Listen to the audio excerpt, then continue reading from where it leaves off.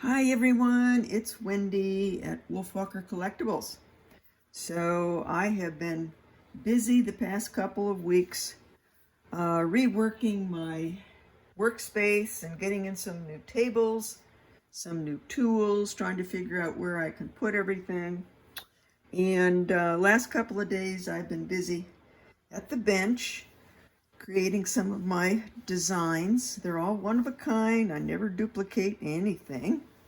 So I thought I've got a couple pieces here that are ready to be sanded a little bit. So I thought maybe we can do a little chat while I work. This gorgeous ruby zoisite. Look at the size of that ruby. I have pretty much finished, but I do have to get the oxidation off the bale. You know, I love oxidation, and I like to give everything an older look. This piece took a while. It is a big stone, and I did a lot of detail work here on the plate, as you can see. I dimpled it, and then did a little bit of filing the design there, and up here, nice big bale. And then this twisted wire bale, which I'm going to go ahead now and do a little bit of work on it. This is just my big old Dremel tool and a steel wire brush.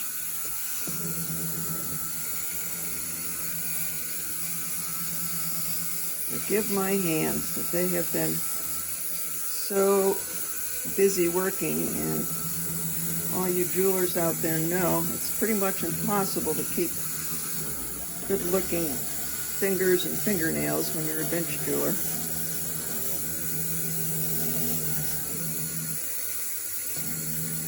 I also like to use a lot of heavier silver.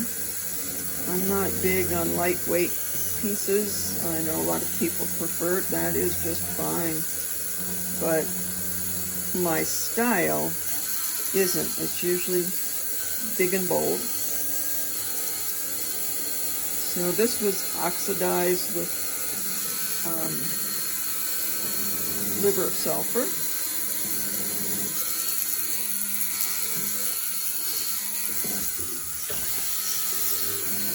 And the steel brush is just taking the oxidation off so there isn't quite so much. And then I like to go back and give a little polish to some of the high places. But I'm not very big into nice, new, clean polishing. Just doesn't lend itself to my style. None of this, excuse me, would look very good if it was all bright and shiny. You would not be able to see the detail very well.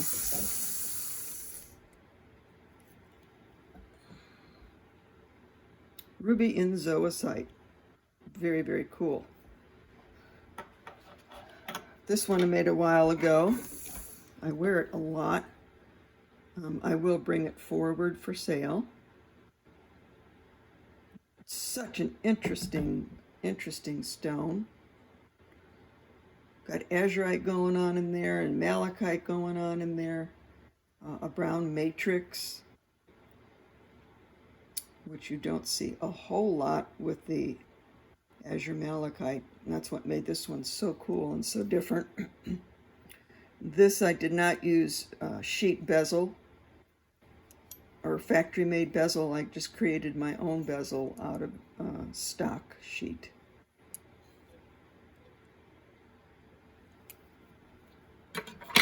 And because silver has gone up so much, I'm going to try to make a few pieces that are not real expensive. So I'm using a lighter weight metal, smaller stones, simple designs.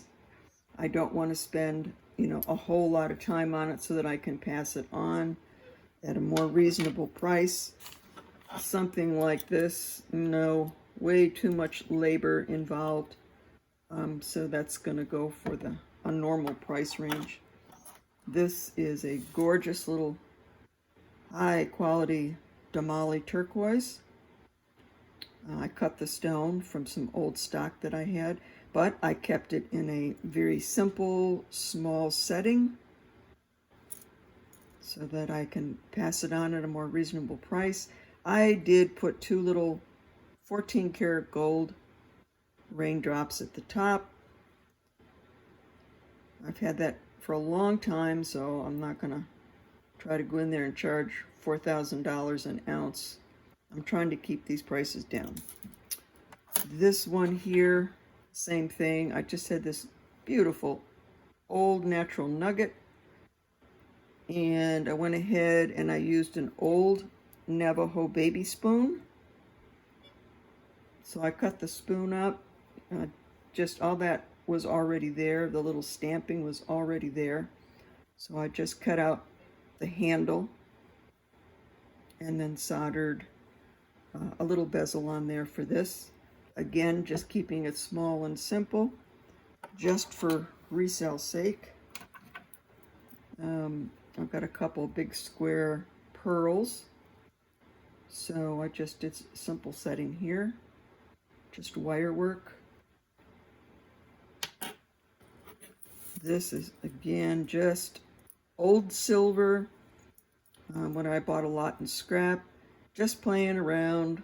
I had a little torpedo, what is this, amethyst? Yeah, little torpedo amethyst, and I thought, oh, I'll stick that in there. Just very simple. Just doming some silver, soldering it on, messing around with the little dots.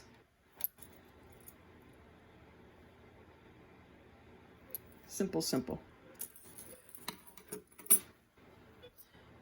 This one I did a long time ago when I was doing a lot of natural crystal jewelry for a store in Richmond. It was like a New Age store, and they carried my New Age crystal jewelry down there. This is in 14 karat gold filled. So gorgeous angel aura crystal with multiple crystals up here. Same back here, multiple crystals. Very cool piece. That's 14 karat gold filled. This is another one that took me a while to do. I just finished this one up, and the oxidation has dried, so it's pretty good.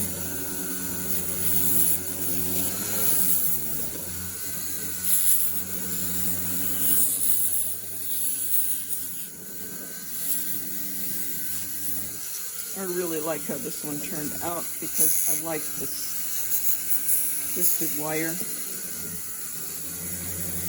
It's a solid wire twisted with beaded wire. That's why you've got that very cool, unique design in there.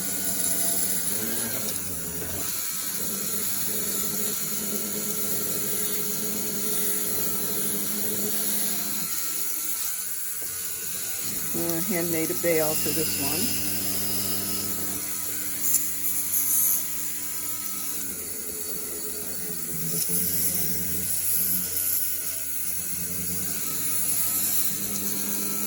Now I will, after I finish with getting off the oxidation that I don't want, I will then go back and use a buffing wheel with Zam to hit a lot of the high places so that it does get, some of the more of a shiny look.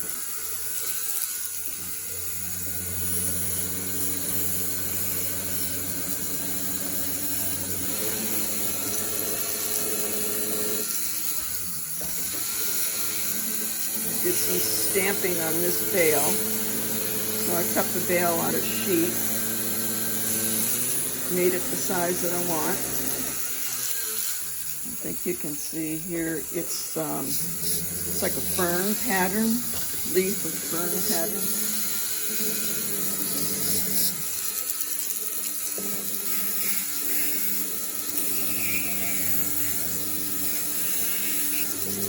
I don't know what we would do without our Dremels and all of our little attachments.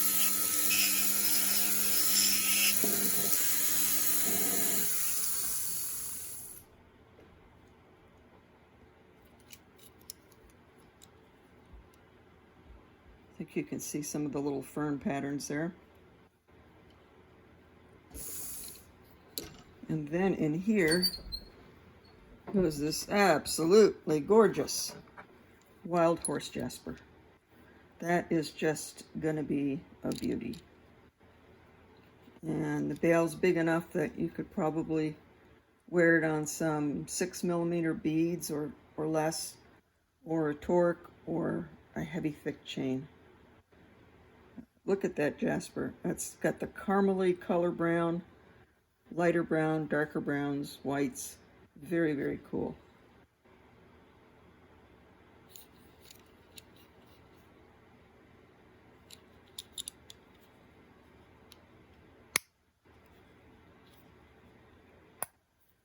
Well, there we go. Absolutely perfect fit. So I've pushed it inside the bezel cup. And now I will take just a quickie here. I'll take the bezel pusher and you just push it down. It's always best, if you had a really square corner, it is always best to start at your corners. But I do that even with any corner, even if it's pear shape or an odd shape color.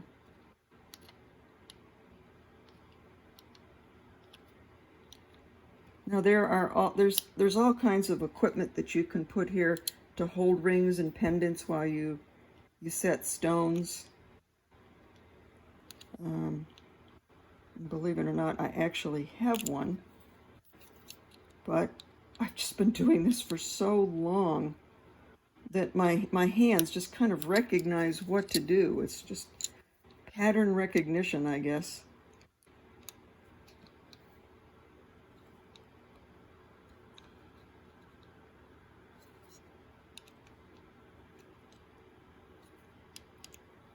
But if you work your corners first, or any areas that have a point, the stone will sit much nicer.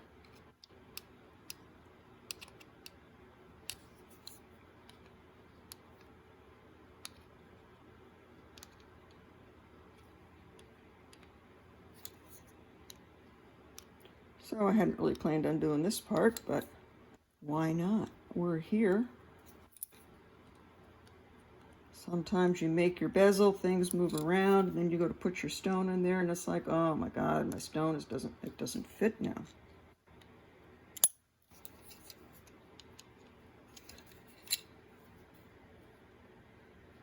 So I still have to go in and polish this. This jasper is so hard that, you know, hitting it with the polishing wheel doesn't hurt it at all. It's just polishing. It just polishes the stone. So that one's going to be really pretty. I still have, to go back in here. Here's my stamp. I still have to back and clean this all up. But this will be at the show on Sunday. In fact, all these pieces will be at the show on Sunday night. This coming Sunday night at 8 o'clock, my usual time. I am back in business after a nice, wonderful Christmas. If I have enough bezel wire left, look at these. Oh, my Lord. Petersite. Look at the chatoyance going on in here. Both of these are 100% chatoyance.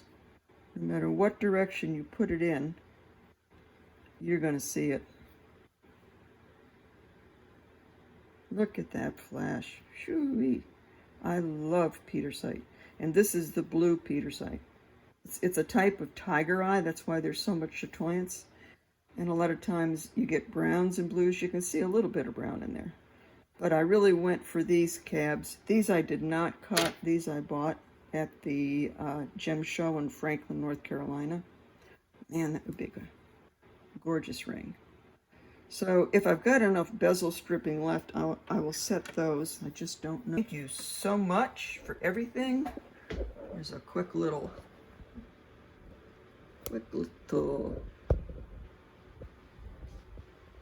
just a quick little shot here of what's happening here.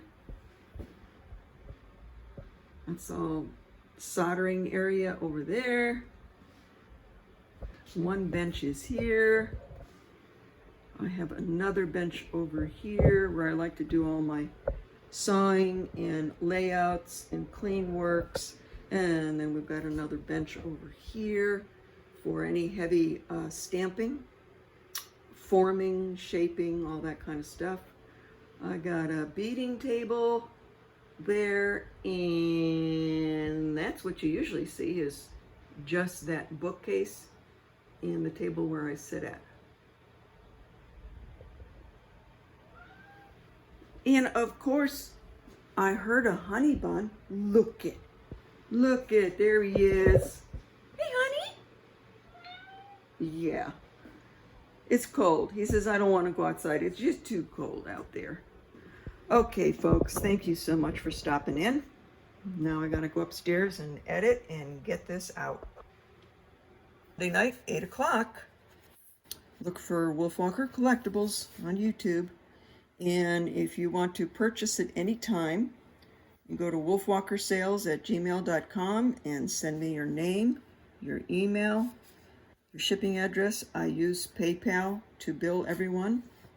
And if you're bidding on an item, please email me the item number and the price. That's just if you've got questions. First come, first serve. That's all for my buy it nows. Sometimes I just do buy it nows by email. In fact, I might even do one of those in the next couple of days. So if you are subscribed to my channel, you will get a notification. If you go to the bell and you hit all, then you will get a notification for when the Buy It Now shows come up and the big live show on Sunday, which is both auction and Buy It Now.